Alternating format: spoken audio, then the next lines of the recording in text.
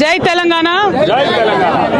ఈ రోజు మా ఇల్లందు నియోజకవర్గం టేకులపల్లి మండలం నాయకుడు లక్కినేని సురేందర్ గారిని మరి కాంగ్రెస్ ప్రభుత్వం అక్రమంగా కేసులు పెట్టి అరెస్ట్ చేసి దాదాపుగా 12 రోజులు పైచిలకు అయిపోయింది.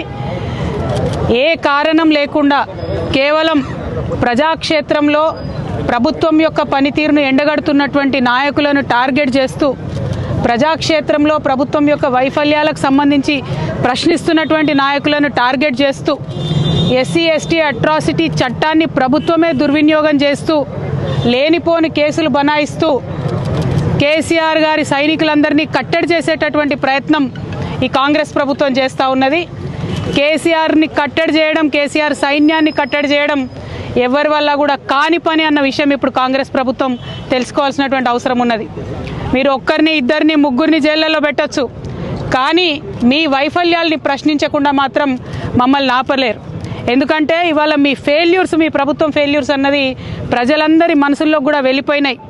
ఇవాళ రైతు బంధు రాని రైతులు కావచ్చు, రైతు భరోసా రాని రైతులు కావచ్చు, పొలాలు ఎండిపోయినటువంటి రైతులు కావచ్చు, రేషన్ కార్డులు రానటువంటి వాళ్ళు కావచ్చు, ఏమాత్రం మీరు చెప్పినటువంటి ఒక్క పథకం రాని మహిళలు కావచ్చు, విషాహారం తిని చనిపోతున్నటువంటి విద్యార్థులు కావచ్చు, ఉద్యోగాలు రాని యూనివర్సిటీ పిల్లలు కావచ్చు, మీ యొక్క మాటలన్నీ కూడా ఉట్టి మాటలే, దొంగ మాటలే అని తెలిసిపోయింది. ఇవాళ 14 నెలల మీ ప్రభుత్వంలో ఈ రాష్ట్రానికి మీరు వెలగబెట్టింది ఏమీ లేదు అన్న విషయం ప్రజలకు స్పష్టమైపోయింది. ఇవాళ ఆ భయంతోనే మీరు ఎవరిని ప్రశ్నిస్తే వాళ్లను కేసులు పెట్టి జైళ్లలో పెడుతున్నటువంటి పరిస్థితి తెలంగాణ రాష్ట్రంలో కనబడతా ఉన్నది. ఏం తప్పు చేశారు సురేందర్ గారు? గ్రామ సభల్లో మీ వైఫల్యాల్ని ప్రశ్నించినారు. ఖచ్చితంగా ప్రశ్నిస్తాం. ప్రజలకు రావాల్సినటువంటి పథకాలు రావాల్సిందే. రాకుండా మీకు చేతగాక, ప్రభుత్వం నడపడం చేతగాక, ప్రజల దగ్గరికి పథకాలు ఇవ్వడం చేతగాక మరి మీ వైఫల్యాన్ని మీరు దాచిపెట్టుకోవాలని, కప్పెట్టుకోవాలని ప్రయత్నిస్తున్నారు. అది సాధ్యపడదు. ప్రజాక్షేత్రంలో బీఆర్ఎస్ పార్టీ నాయకులు మిమ్మల్ని ఎండగడుతూనే ఉంటాం.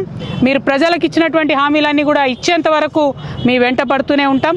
మరి మా పార్టీ నాయకులకు, కార్యకర్తలకు మొత్తం ఇవాళ యావత్ జిల్లా పార్టీ అంతా కూడా తాజా మాజీ శాసనసభ్యులు, జిల్లా పార్టీ అధ్యక్షులు, గౌరవనీయులు ఎంపీ గారు అందరం కూడా ఇవాళ ఇక్కడికి వచ్చి వారికి మద్దతుగా నిలబడ్డాం.